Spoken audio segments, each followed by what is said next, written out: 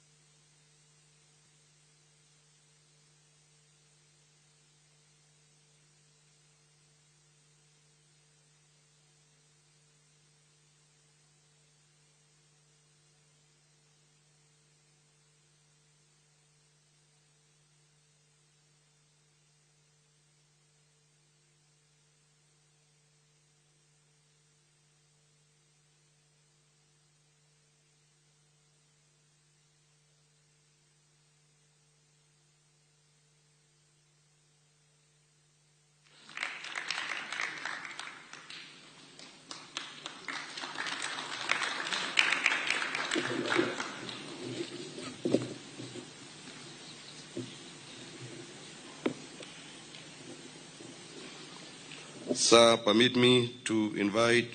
Mr. Eric Murithi Muga, Cabinet Secretary